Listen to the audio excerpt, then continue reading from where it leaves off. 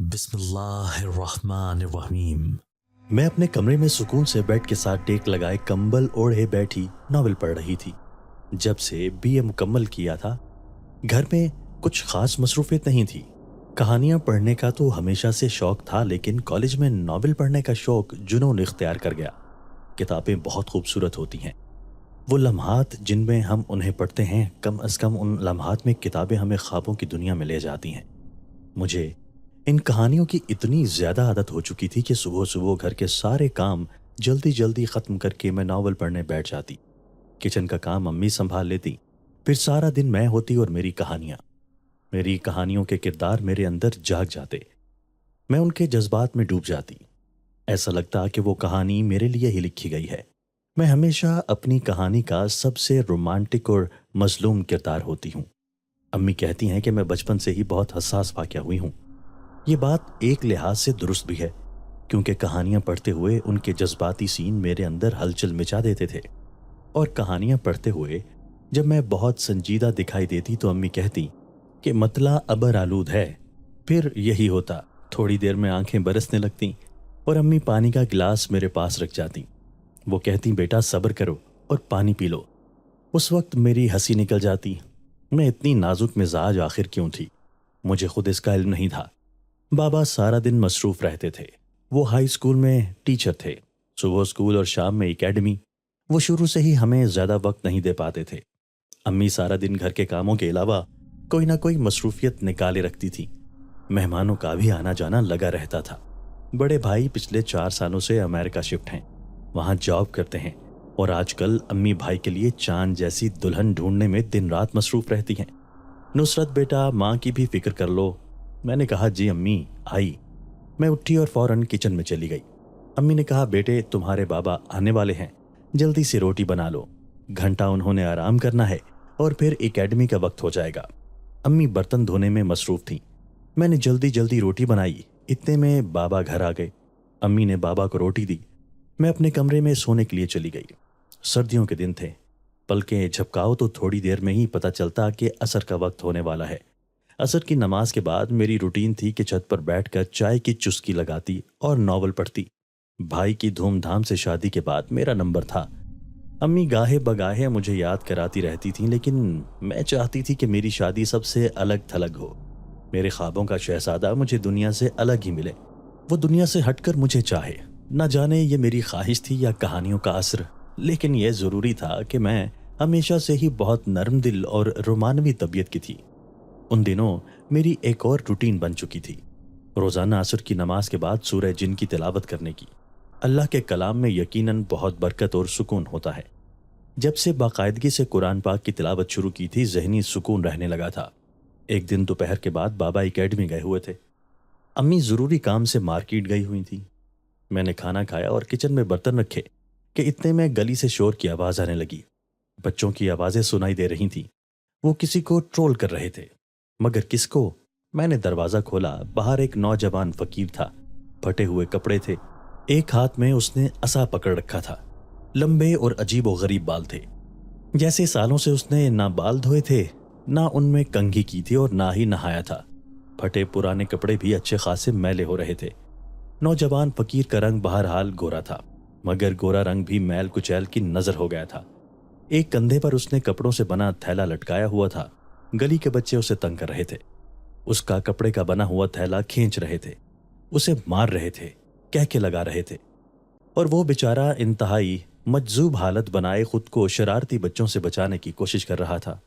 मैंने बच्चों को डांटा, ओए तुम लोग क्या कर रहे हो? क्यों बेचारे फकीर को तंग कर रहे हो? मैं गली में निकली और बोली, चलो भागो यहां से, चलो भागो यहां से। मैंने उन्हें डांटा तो वो सब भाग गए। मैंने फकीर को बुलाया, सुनो यहां आओ।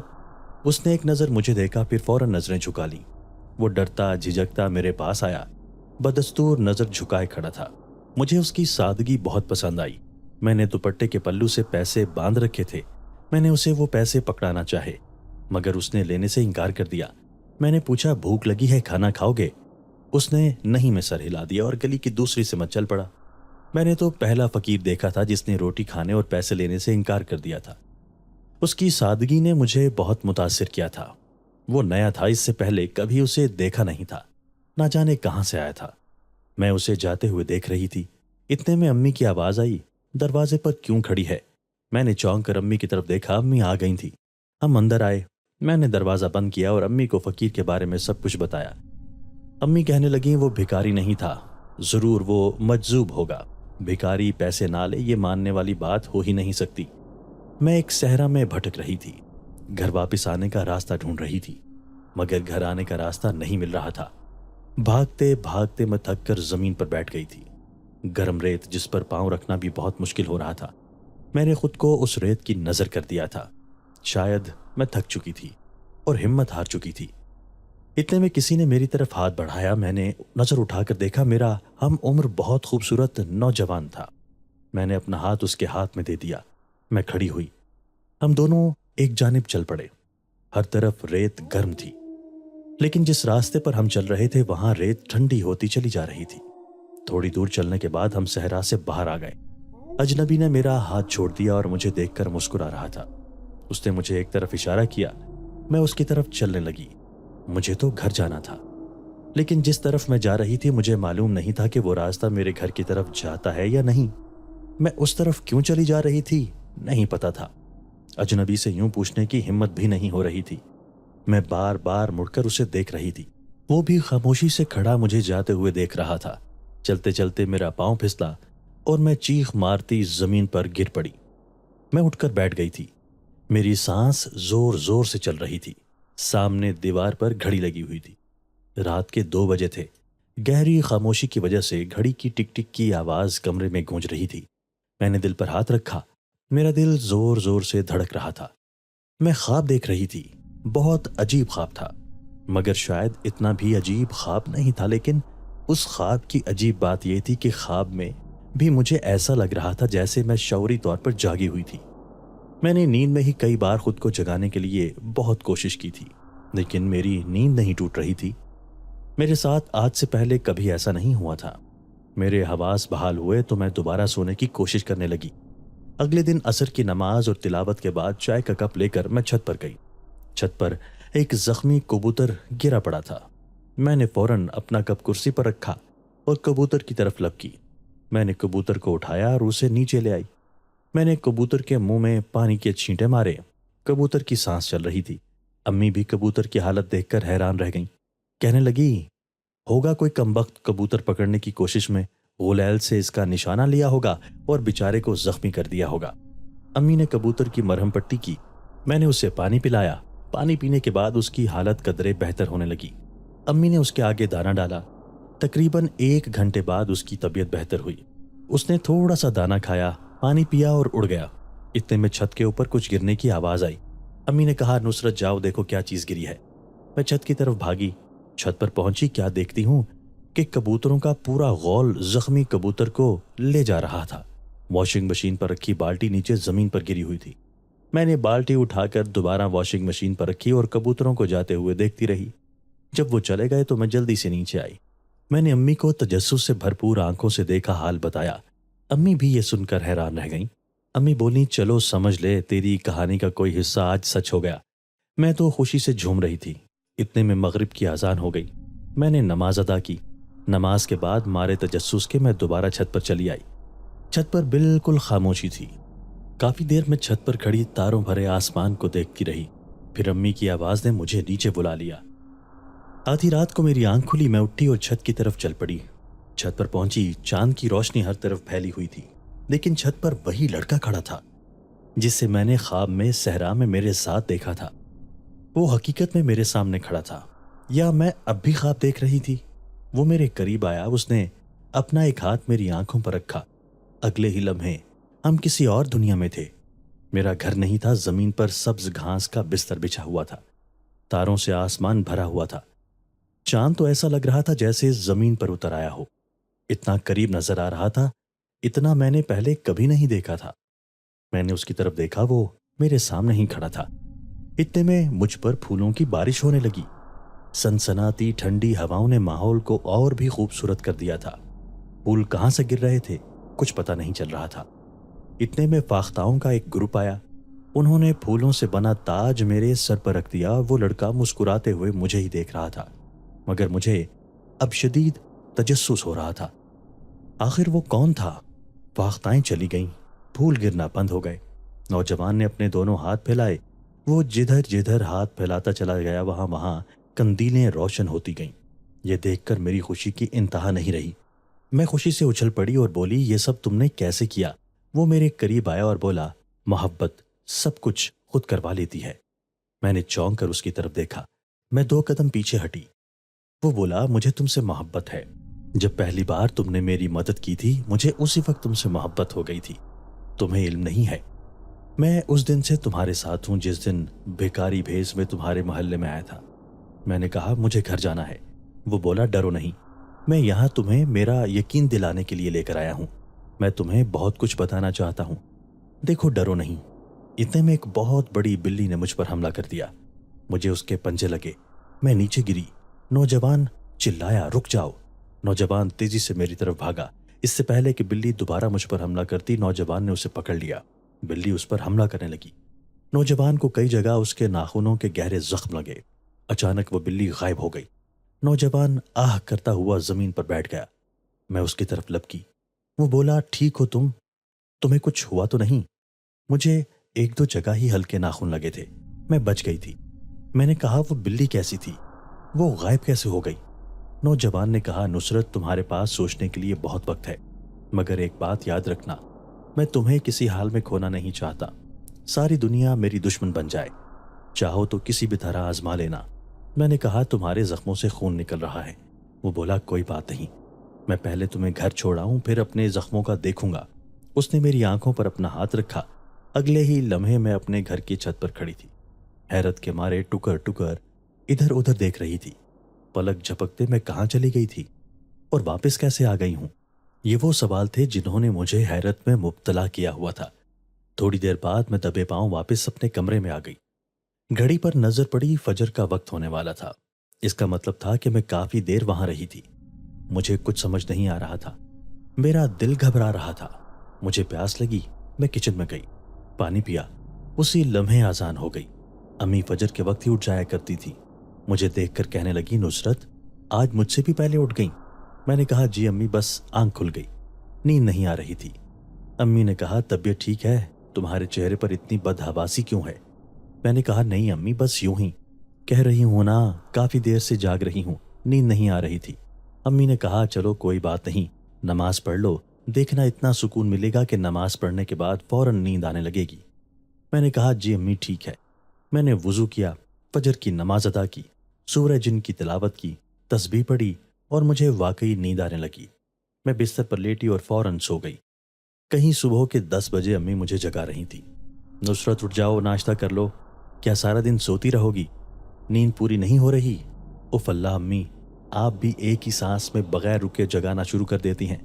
جیسے میں نے اسکول جانا ہے تو کیا ہوا جو تھوڑا زیادہ سو لوں گی؟ امی بولی، تھوڑا یا زیادہ پہلے ایک فیصلہ کر لو، مگر اس سے بھی پہلے اٹھ کر ناشتہ کر لو۔ اور پتہ ہے تمہارے بابا نے تمہاری فرمائش پر نئے ڈائجسٹ بھجوائے ہیں، اور میں تو حیران ہوں، آج کل میری بیٹی نے ڈائجسٹ اور ناول پڑھنا کم کر دیا ہے۔ یہ کہتے ہوئے امی کمرے سے چلی گئیں۔ میں اٹھ کر بیٹھ چکی تھی۔ اب امی کو کیا بتاتی کہ آج کل میں خود کسی کہانی کا کردار بنی ہوئی تھی، مگر جو کچھ بھی ہو رہا تھا مجھے اس پر یقین نہیں آ رہا تھا۔ کسی کو بتانے کے لیے پہلے میرا خود یقین کرنا ضروری تھا۔ میں اٹھی، ہاتھ منہ دھویا، ناشتہ کیا اور امی کے ساتھ دوپہر کا کھانا بنانے لگی۔ مارکیٹ گئے ہوئے بہت دن ہو گئے تھے، کچھ ضروری چیزیں لینی تھی، اور آج کل جو کچھ میرے ساتھ ہو رہا تھا میں ان کے بارے میں سوچ سوچ کر ذہنی طور پر تھک چکی تھی۔ میں اپنی توجہ ہٹانا چاہتی تھی۔ میں نے امی سے مارکیٹ جانے کی اجازت لی، رکشہ لیا اور مارکیٹ چلی آئی۔ میں نے اپنی ضرورت کا سامان لیا اور گھر کی طرف پیدل ہی چل پڑی۔ مارکیٹ ہمارے گھر سے زیادہ فاصلے پر نہیں تھی، پیدل 15 منٹ کا سفر تھا۔ ہمارا گھر بہت اچھے صاف ستھرے علاقے میں تھا۔ میں شاپنگ بیگ لیے بڑی چادر اوڑھے گھر کی طرف چلی جا رہی تھی۔ ابھی آدھے راستے ہی کو آئی تھی کہ راستے میں ایک بزرگ چھوٹے 6 یا 7 سالہ بچے کو بری طرح مار رہے تھے۔ میں دور سے ہی بولی، رکو، اسے کیوں مار رہے ہو؟ بزرگ نے نظر اٹھا کر مجھے دیکھا۔ اس نے بچے کا ہاتھ پکڑا اور اسے کھینچتا ہوا بھاگ پڑا۔ ارے یہ کیا؟ کہیں یہ بچہ اغوا کرنے والا تو نہیں ہے؟ میں بھی اس بوڑھے کے پیچھے یہ کہتے ہوئے بھاگ پڑی۔ رکو، میں کہتی ہوں رک جاؤ۔ بوڑھے کی رفتار تیز ہو گئی۔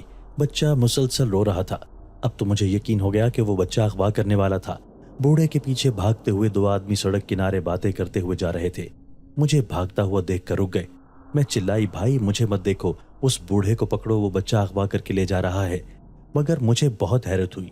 वो हैरत से बस मुझे ही देखते चले जा रहे थे। मैं खुद हैरत ज़दा थी। कमाल है, लोग क्या इतने बेहिस हो गए हैं कि जुल्म को आंखों के सामने होता देखकर खामोशी से खड़े हैं। मैं मुंह ही मुंह में उन्हें बुरा भला कहती बूढ़े के पीछे भागती चली जा रही थी। काफी आगे जाकर एक वीरान टूटी फूटी खाली हवेली थी। बूढ़ा बच्चे को लेकर हवेली के अंदर दाखिल हो गया। मैं हवेली के टूटे फूटे गेट पर पहुंची तो गेट पर ही रुक गई। अंदर जाने की हिम्मत नहीं हो रही थी। मैंने हवेली के टूटे फूटे गेट से अंदर झांका, हर तरफ खामोशी थी। अचानक हवेली के अंदर पिलर के पीछे छुपा हुआ वही बच्चा देखा। उसने पिलर के पीछे से झांक कर मुझे देखा और हंसता हुआ हवेली की पिछली जानिब भाग पड़ा। इसका क्या मतलब है? मैं मुंह ही मुंह में बुड़बुड़ाई। मुझे इतना गुस्सा आया कि मैं हवेली के अंदर चली गई। हवेली की पिछली जानिब गई तो आवाज आई, कब से तुम्हारा इंतजार कर रहा हूं। मैंने आवाज की सिमत देखा। मेरे दाएं जानिब आम के बहुत पुराने घने पेड़ के नीचे वही नौजवान दरख्त से टेक लगाए खड़ा था। उसे देखते ही मेरा शॉपिंग बैग मेरे हाथ से छूटकर नीचे गिर पड़ा। वो बोला, कितना मुश्किल है तुम्हें मनाना। मैं वापसी के लिए मुड़ी। वो बोला, रुक जाओ नुसरत, अगर तुम यहां से चली गई तो मैं रुक गई। जिंदगी बाज़ औक़ात इस तरह इम्तहान लेती है कि इंसान दंग रह जाता है। मुझे वहां रुकना, किसी अजनबी से यूं छुपकर मिलना बिल्कुल अच्छा नहीं लग रहा था। सच तो यह था कि मैं उससे मिलने कब आई थी। मैं तो उस बच्चे के पीछे आई थी जो मेरे ख्याल से अगवा होने वाला था। लेकिन अब यहाँ वो बच्चा था, ना ही वो बूढ़ा। मगर मैं रुक गई इसलिए कि आज मैं इसकी हर बात सुनना चाहती थी। वो अपनी मोहब्बत का यकीन दिलाता रहा। वो मुझे अपनी हर बात मानने पर कायल करता रहा। मगर मेरा दिल एक ऐसे अजनबी से मोहब्बत करने के लिए कायल नहीं हो रहा था जिसे मैं जानती नहीं थी, जिसकी शख्सियत अब तक मेरे लिए मशकूक थी। वो कहाँ से आता था और कहाँ चला जाता था, कुछ पता नहीं था। उसकी सारी दास्तान सुनकर मैं खामोशी से वापस मुड़ी। मेरे पास कहने के लिए कुछ नहीं था। वो हैरत से मुझे देख रहा था, मेरी खामोशी को पी रहा था। मैंने चंद कदम आगे बढ़ाए। वो बोला, रुक जाओ नुसरत, मेरी आखिरी बात सुन जाओ। मैंने पलटकर उसकी तरफ देखा। वो मेरे करीब आया। मेरी दो लटें मुसलसल मेरे चेहरे का तवाफ कर रही थी। उसने मेरे चेहरे पर फूंक मारी। चंद लम्हों में ही मुझे चक्कर आया और मैं बेहोश हो गई। कई घंटों बाद मुझे होश आया। मैं अपने कमरे में अपने बेड पर सोई हुई थी। अम्मी मेरे पास बैठे ही हाथ में तस्बीह लिए विर्द करने में मसरूफ थी। मुझे होश में आता देखकर वो मुझ पर फूंके मारने लगी। फिर उन्होंने फौरन गिलास में पानी डाला। मैं उठकर बैठ चुकी थी। अम्मी ने पानी का गिलास मुझे देते हुए कहा, बेटा पी लो, अब कैसी तबीयत है। मैंने पानी पिया और गिलास साइड टेबल पर रख दिया। जहन पर जोर दिया तो सारी बातें याद आने लगी। मैंने पूछा, अम्मी मुझे घर कौन लेकर आया है। अम्मी ने बताया, मुझे पहले ये बताओ कि तुम सड़क पर किसके पीछे भाग रही थी, कि इसे बचाओ, रुक जाओ कहते हुए। हाँ, जिन लोगों को तुमने किसी बच्चे को बचाने के लिए कहा था, उनके मुताबिक उन्होंने तुम्हें हवेली के अंदर जाते हुए देख लिया था। फिर ना चाहते हुए भी वो तुम्हारे पीछे हवेली में ये सोच कर आ गए कि ना जाने क्या मसला है, कहीं तुम्हें कोई नुकसान न पहुंच जाए। वो हवेली के अंदर तुम्हें ढूंढते हुए गए और वहां तुम उन्हें बेहोशी की हालत में मिली। यह तो शुक्र है कि तुम्हारे पर्स में तुम्हारे अब्बा का एकेडमी का कार्ड मौजूद था। उन्होंने तुम्हारे अब्बा के नंबर पर फोन करके इत्तला दी। तुम्हारे बाबा भागते हुए हवेली पहुंचे, तुम्हें लेकर घर आए और डॉक्टर को फोन करके यहाँ बुलवा लिया। अभी तुम्हारी दवाइयाँ लेने के लिए मार्केट गए हैं और उन लोगों ने यह भी बताया है कि पता नहीं आपकी बेटी किसके पीछे भाग रही थी। उन्हें तो कोई बच्चा बूढ़ा नजर नहीं आ रहा था। अब मैं अम्मी को क्या बताती, ये कैसी अनहोनी थी जो छुपाए नहीं छुप रही थी और बताए भी नहीं जा रही थी। मैंने कहा, अम्मी एक बूढ़ा छोटे बच्चे को मारते हुए ले जा रहा था, मैंने खुद अपनी आंखों से देखा है। मैं यही समझी कि वो उसे अगवा करके ले जा रहा है। हो सकता है वो हवेली के अंदर दाखिल हुआ हो और किसी दूसरे रास्ते से बाहर निकल गया हो, क्योंकि पूरा इलाका जानता है कि वो हवेली कितनी खस्ता हाल हो चुकी है। जब मैं अंदर पहुंची, अंदर कोई नहीं था। मैं वापस आने के लिए मुड़ी ही थी कि मुझे चक्कर आया और उसके बाद मुझे नहीं पता चला कि क्या हुआ। शायद मेरा बीपी लो हो गया हो। अम्मी ने कहा, हाँ बेटा, बीपी तो बहुत ज्यादा लो था, डॉक्टर ने बताया है, लेकिन मेरी नसीहत पल्लू से बांध लो। किसी वीरान जगह पर अकेले जाने की हरगिज जरूरत नहीं है। अगर तुम्हें कोई नुकसान पहुंच जाता तो हम क्या करते। अब्बू घर वापस आए तो उनके अलग सवालात और जवाबात थे। फिक्रमंदी उनकी आंखों से झलक रही थी। बहरहाल अम्मी और बाबा दोनों ही मेरी खैरियत से घर पहुंचने पर उठते बैठते अल्लाह का शुक्र अदा कर रहे थे। लेकिन उस दिन के बाद मुझे अजीब बेचैनी रहने लगी। ना किसी काम में दिल लगता और ना ही किताबों में। मेरा दिल और दिमाग उस अजनबी की याद में अटका हुआ था जिसने अपना नाम गुलबदीन बताया था। आहिस्ता आहिस्ता उसकी याद मेरी शख्सियत का हिस्सा बन गई। कई दिन गुजर गए, वो नहीं आया। इंतजार कर करके मेरी जान लबों पर आ गई। एक दिन असर की नमाज और तिलावत के बाद मैं छत पर खड़ी उसकी राह देख रही थी कि शायद वो आ जाए। सूरज आहिस्ता आहिस्ता सिरकता हुआ मगरबी घाटियों की तरफ चला जा रहा था। मैं मायूस वापस पलटने लगी कि अचानक गुलबदीन मेरे सामने आ गया। अचानक उसे अपने सामने देखकर पहले तो मैं खौफजदा हो गई, फिर हल्की मुस्कुराहट मेरे चेहरे पर फैल गई। मैंने कहा, इतने दिन बाद क्यों? उसने कहा, मैं देखना चाहता था कि मेरी मोहब्बत कोई असर दिखा भी रही है या नहीं। उस दिन के बाद छत पर ही रोज हमारी मुलाकात होने लगी। वो रोजाना मुझे अपने दिल का हाल सुनाता। मुझे उसकी मोहब्बत पर यकीन आ गया था। मेरे दिल ने उसकी मोहब्बत को कबूल कर लिया था।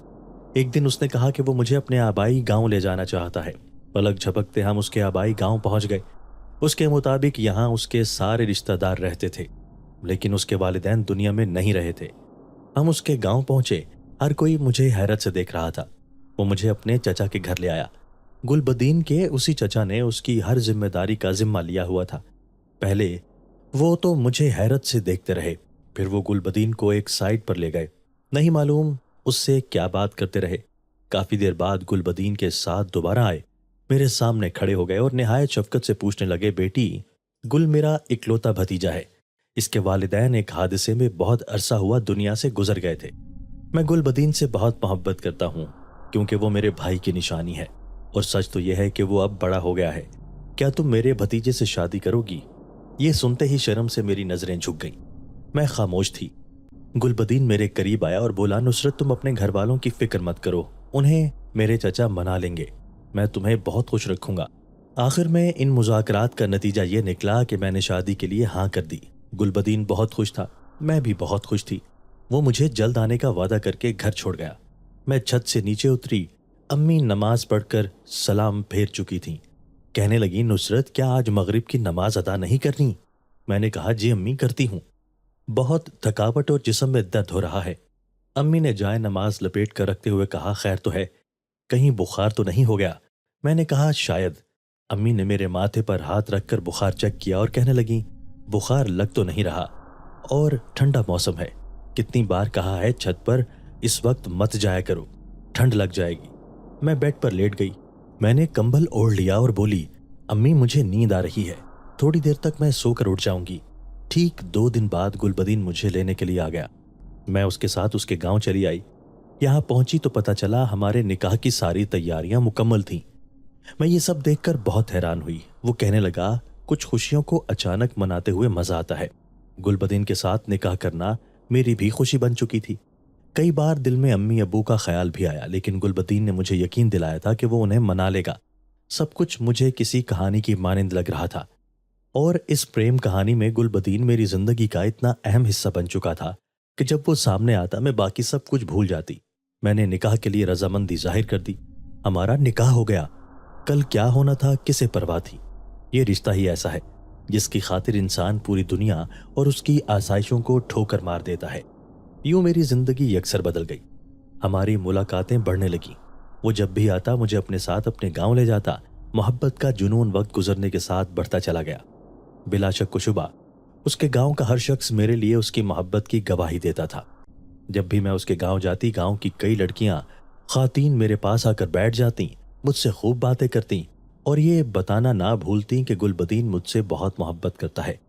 एक औरत और भी जो मुझसे काफी नाराज और खफा नजर आ रही थी, वो गुलबदीन की चची से काफी देर बातें करती रही, जैसे बहुत गुस्से में हो, और बार बार मुझे देखती थी जैसे मेरे बारे में ही बात कर रही हो। आधी रात का वक्त था। गुलबदीन मुझे अपने गांव ले गया था। हम दोनों गांव में बहने वाले चश्मे के करीब बैठे बातें कर रहे थे। उसी लम्हे एक शख्स तेजी से दौड़ता आया और बोला, जल्दी चलें, मामलात ठीक नहीं हैं। ये कहकर वो चला गया। मैं और गुलबदीन घर की तरफ चल पड़े। घर के करीब पहुंचे, अंदर से आती आवाजों ने मुझे चौंका दिया। हमारे निकाह को लेकर अंदर कोई झगड़ा हो रहा था। गुलबदीन ने मुझे मेहमान खाने में बिठा दिया और बोला, मैं अंदर जा रहा हूँ, तुम परेशान मत होना। मैं मेहमान खाने में टहलने लगी। मुझे भी काफ़ी परेशानी हो रही थी कि आखिर मामला क्या है। फिर सोचा कि जाकर देखूं तो कि इतने में चिल्लाने की आवाज़ आई। ये आवाज़ किसी जवान लड़की की थी। कह रही थी, तुमने उसे हकीकत बतानी है या नहीं? चलो मैं उसे बताती हूँ। ये सुनते ही गुलबदीन ने उसे पकड़ लिया और बाजू से खींचता हुआ उसे वापस ले गया। न जाने ऐसी क्या कशमकश थी जो हमारे निकाह के बाद से ही शुरू हुई थी, और किस हकीकत की बात हो रही थी। क्या गुलबदीन ने मुझसे कोई बात छुपाई थी? मैं मेहमान खाने से निकली कि जाकर गुलबदीन से बात करूं कि गुलबदीन और उसके चचा वहीं चले आए। चचा ने कहा, नुसरत बेटी, तुम्हें गुलबदीन घर छोड़ आता है, बहुत जल्द तुम्हें हम लेने के लिए आएंगे। मैंने कहा, चचा जान, मैं निकाह कर चुकी हूँ। असूलन मुझे अपने वालिदैन के घर अब नहीं रहना चाहिए। मैं जब भी आती हूँ आप यही कहते हैं। चचा ने कहा, तुम फिक्र मत करो बेटी, बस चंद दिन और कुछ मसले सुलझा लें, फिर तुम्हारी रुखसती के अलावा हमारे पास क्या काम है। मैंने कहा, और वो लड़की क्या कह रही थी? कैसी हकीकत जिसका मुझे इल्म नहीं है? गुलबदीन बोला, वो मैं तुम्हें रास्ते में बताता हूँ। गुलबदीन मुझे मेरे घर की छत पर छोड़ गया। उसके मुताबिक उनके अपने रिश्तेदारों के साथ नाराज़गी चल रही थी, लेकिन उस नाराज़गी का मुझसे क्या ताल्लुक था? और मामलात इतने सीधे भी नहीं थे। मेरे सामने अच्छा खासा झगड़ा हो रहा था। गुलबदीन मुझे मुतमईन तो ना कर सका। मैं अपने कमरे में आई और सो गई। अगले दिन गुलबदीन नहीं आया। फिर 2 दिन गुजरे, 3 दिन, और दिन गुजरते चले गए। इंतजार कर करके मेरा बुरा हाल हो गया। मेरे पास तो उसके गांव का एड्रेस भी नहीं था। कभी जानने की जरूरत ही नहीं पड़ी थी। वो आता, मुझे ले जाता, सब घर वालों, रिश्तेदारों और गांव वालों से भी मिलवाता। कभी ऐसा लगा ही नहीं था कि वो मुझसे धोखा करेगा या मुझे बीच रास्ते में छोड़ देगा। इंतजार करते करते 1 महीना गुजर गया। मेरी जहनी हालत खराब होने लगी। मुसलसल जुदाई ने मेरे अंदर बेयकीनी का तूफान बर्पा कर दिया था। न कुछ खाने को दिल करता, ना पीने को। भूख के साथ प्यास भी रुखसत हो चुकी थी। मैं घंटों खामोश बैठी खाली नजरों के साथ खला को घूरती रहती। मेरी हालत को देखकर अम्मी भी तशवीश में आ गईं और मुझसे हर वक्त किसी न किसी तरीके से पूछने की कोशिश करती रहती कि मैं क्यों उदास रहती हूँ। डाइजेस्ट और कहानियां पढ़ना मैंने बिल्कुल छोड़ दिया था। मेरा वजन भी दिन ब दिन कम होता चला जा रहा था। खामोशी ने हर तरफ डेरे डाले हुए थे। आंखें शोहर का इंतजार करके पथरा गई थी। एक दिन मेरी तबीयत बहुत खराब हो गई। कमजोरी की वजह से शायद बीपी बहुत कम हो गया था। मैं बिस्तर पर बैठे बैठे गिरी और बेहोश हो गई। अम्मी ने मुझे बेहोशी की हालत में देखा तो फौरन मुझे लेकर हॉस्पिटल रवाना हुई और बाबा को भी फोन कर दिया। थोड़ी देर में ही मुझे होश आ गया। लेडी डॉक्टर रुबीना ने अम्मी को बताया कि मैं हामिला हूं। हामिला का लफ्ज सुनकर अम्मी चकरा गई। अम्मी ने हैरत से मेरी तरफ देखा। मैं तो खुद सुन बैठी थी। डॉक्टर रुबीना कोई सवाल जवाब करती कि उसी वक्त एक नर्स कमरे में दौड़ती हुई आई और बोली, डॉक्टर साहिबा जल्दी आए, इमरजेंसी है। डॉक्टर रुबीना जो पर्ची पर दवाइयां लिख चुकी थी, उन्होंने पर्ची मुझे पकड़ाई और कमरे से चली गई। हम सख्ते की हालत में किसी न किसी तरह घर पहुंच ही गए। जैसे हम घर आए, अम्मी ने मेरी कलाई पकड़ी और खींचते हुए मुझे कमरे में ले आई। अम्मी ने कमरे को बंद किया कि इतने में उनके मोबाइल पर बाबा का फोन आ गया। बाबा ने मेरी तबीयत के बारे में पूछा। अम्मी ने सब कुछ ठीक होने की अदाकारी करते हुए कहा, फिक्र न करें, नुसरत बिल्कुल ठीक है। अम्मी ने फोन बंद किया और बोली, नुसरत मेरे सब्र का इम्तहान मत ले, बताइए बच्चा किसका है। मैं खामोश थी। अम्मी ने मुझ पर हाथ उठा लिया। इससे पहले कि वो मुझे मारती, मैंने कहा, अम्मी ये बच्चा मेरा और गुलबदीन का है। मैंने अम्मी को गुलबदीन के बारे में सब कुछ बता दिया। वो हैरत ज़दा मेरी शक्ल देख रही थी। बोली, क्या बकवास कर रही है? नुसरत वो इंसान है या जिन जो छत पर आता है और छत से ही गायब हो जाता है? वो आज तक किसी को नजर नहीं आया। अम्मी मुझे पता नहीं क्या क्या कहती रही। जब मुझे बुरा भला कहकर थक चुकी तो ये कहकर कमरे से बाहर चली गई, आज के बाद तू इस कमरे से बाहर नहीं निकलेगी। अम्मी ने मुझे कमरे के अंदर बंद कर दिया। अम्मी ने बाबा को भी सच नहीं बताया। इसी तरह कई दिन गुजर गए। बाबा के जाने के बाद अम्मी मुझे कमरे से बाहर न निकलने देती और रात को बाबा के सो जाने के बाद मेरे कमरे का दरवाजा बाहर से बंद कर देती और बार बार छत का चक्कर लगाती रहती ताकि उन्हें गुलबदीन का पता चल सके। मेरी हालत पहले से बहुत ज्यादा खराब रहने लगी। मैं दरवाजा बजाती रहती, अम्मी खुदा के लिए दरवाजा खोल दें, मुझे छत पर जाने दें, लेकिन वो जवाब न देती। मेरे अंदर शदीद बेचैनी थी। मैं घंटों गुलबदीन को याद करके रोती रहती। मेरी माँ अलग आंसू बहाती रहती। वो तो अपनी बेटी की जिंदगी तबाह करने वाले को भी नहीं जानती थी। एक दिन बाबा घर आए। बाबा की आवाज़ सुनते ही मैं दरवाजे पर भागी और जोर जोर से दरवाज़ा बजाने लगी। बाबा दरवाज़ा खोलें। बाबा ने अम्मी से पूछा, नुसरत को तुमने कमरे में बंद किया हुआ है? अम्मी हक्का बक्का बाबा को देखने लगी। बाबा ने मेरे कमरे का दरवाज़ा खोला। मैं बाबा के गले लगकर जोर जोर से रोने लगी। बाबा ने मुझसे रोने की वजह पूछी। मैं उन्हें बताने ही वाली थी कि अम्मी बाबा को खींचते हुए ज़बरदस्ती दूसरे कमरे में ले गईं। आप मेरे साथ चले, मैं बताती हूँ। बाबा चले गए। ना जाने अम्मी ने उनसे क्या सच झूठ कहा, बात वहीं ख़त्म हो गई। मगर मेरी हालत बिगड़ने लगी। मैंने मुंह हाथ धोना भी बंद कर दिया। कई कई दिन कंघी ना करती, खाना ना खाती, घंटों सहन में नंगे पांव चलती रहती, ना किसी से बात करती, बस रोती रहती, सारी रात जागती रहती। कभी छत पर जाती, फिर नीचे आती, और ऊपर नीचे आते जाते यूं ही रात गुजर जाती। राज हमेशा छुपे नहीं रह सकते, कभी न कभी उन्हें आश्कार होना ही होता है। बाबा मेरी हालत के बारे में किसी से बात करने ही लगे थे कि अम्मी ने उन्हें रोते रोते सारी हकीकत बता दी। बाबा के दिल पर तो तूफान गुजर गया। मैं मुकम्मल तौर पर अपने होशो हवास खोती जा रही थी। बाबा मेरे कमरे में आए। मैं कोने में खौफजदा दुबकी बैठी थी। बाबा मेरे करीब आए।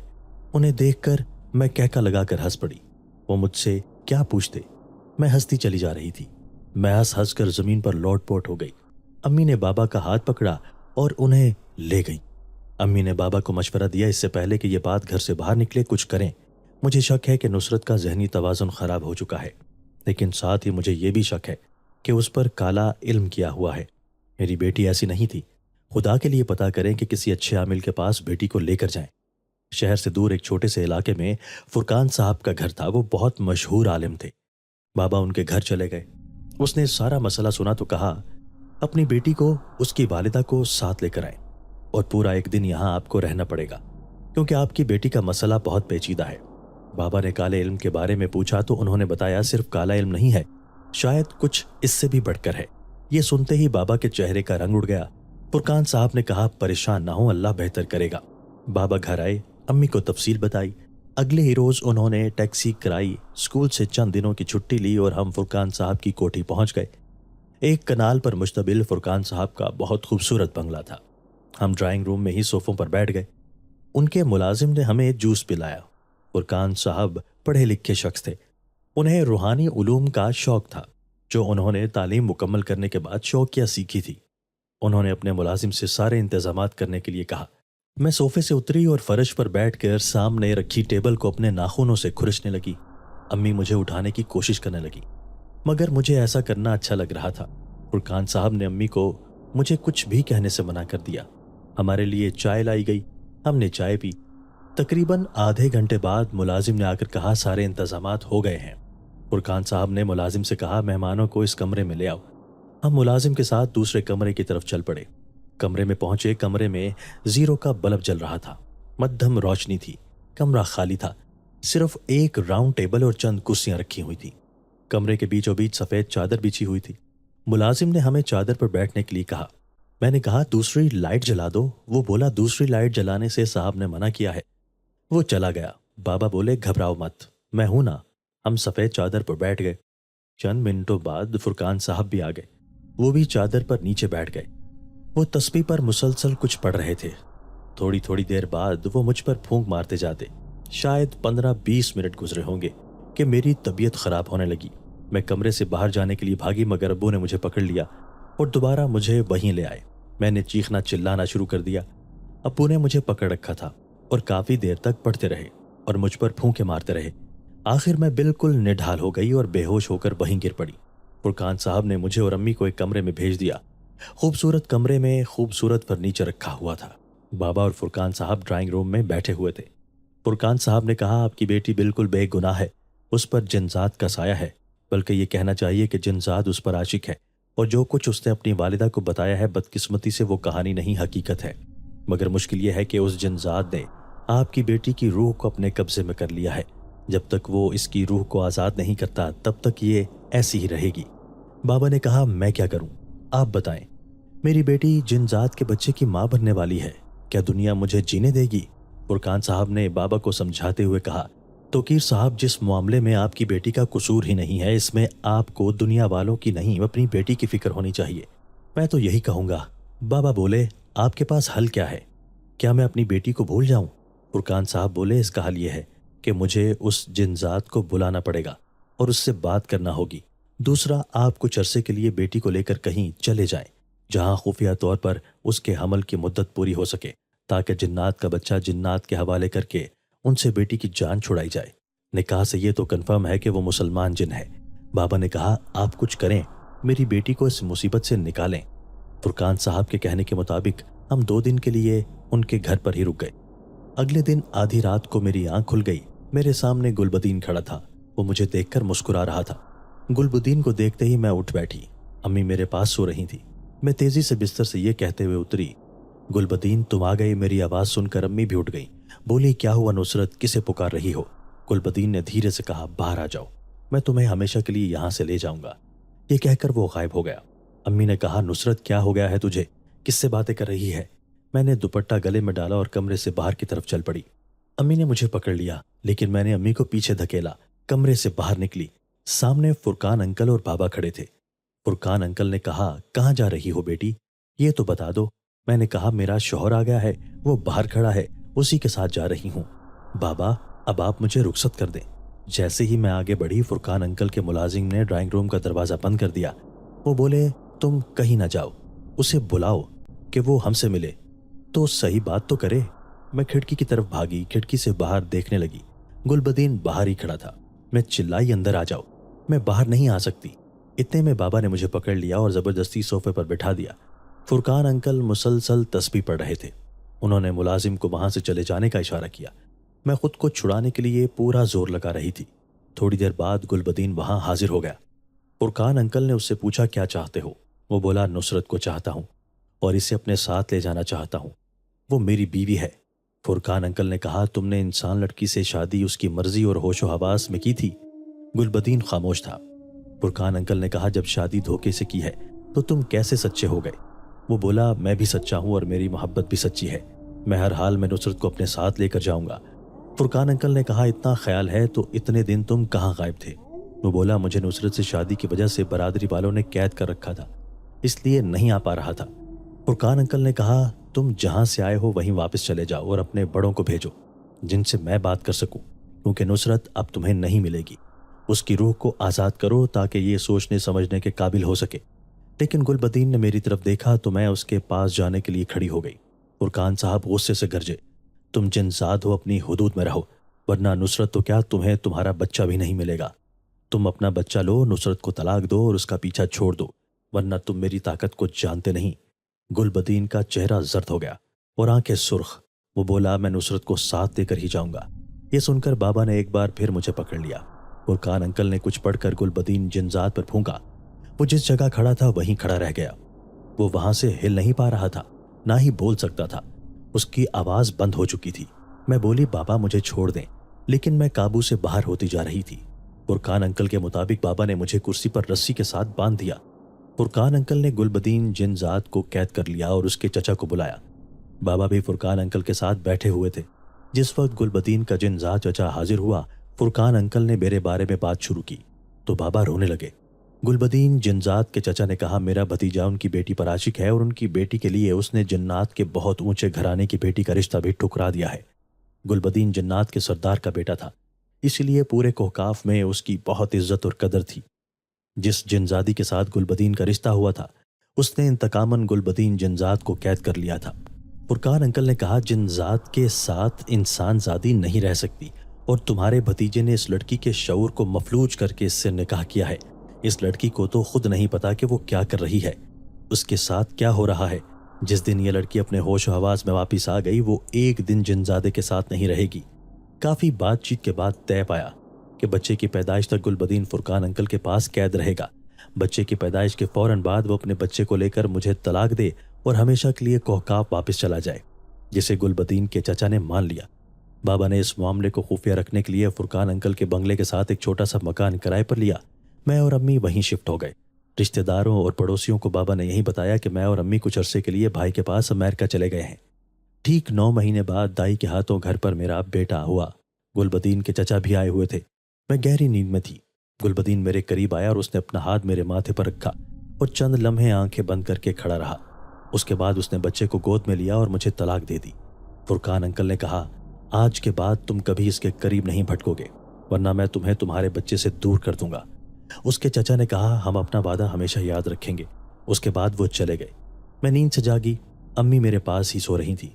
میں اٹھ بیٹھی، مجھے بہت کمزوری محسوس ہو رہی تھی۔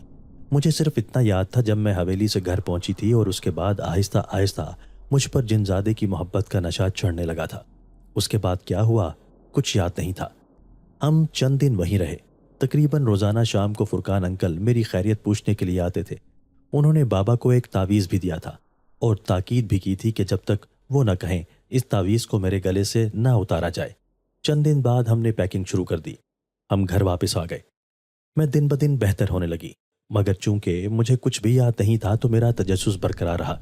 لہٰذا ایک دن شام کی چائے پیتے ہوئے امی نے مجھے وہ سب کچھ بتایا جو وقت میں نے گزارائی تھی۔ میں خوابوں اور خیالوں کی دنیا میں رہنے والی لڑکی تھی۔ میں اسے کبھی بھلا نہیں سکتی۔ جب آخری بار حویلی میں اسے اپنے ہوش و حواس کے ساتھ دیکھا تھا، وہ محبت کی ایسی انکہی داستان لکھ گیا تھا جو نہ بتائی جانے والی تھی نہ مٹائی جانے والی تھی۔ دوستو، اگر آپ کو آج کی ہماری یہ ویڈیو پسند آئی ہے تو اسے لائک کیجئے اور اسے اپنے پیاروں کے ساتھ شیئر ضرور کیجئے گا۔ اور ہاں، اگر آپ نے ابھی تک ہمارا چینل سبسکرائب نہیں کیا تو ہمارا چینل سبسکرائب کر دیجئے اور بیل آئیکن بھی پریس کر دیجئے تاکہ ہماری ہر نئی آنے والی ویڈیو آپ کو بر وقت مل سکے۔ اللہ حافظ۔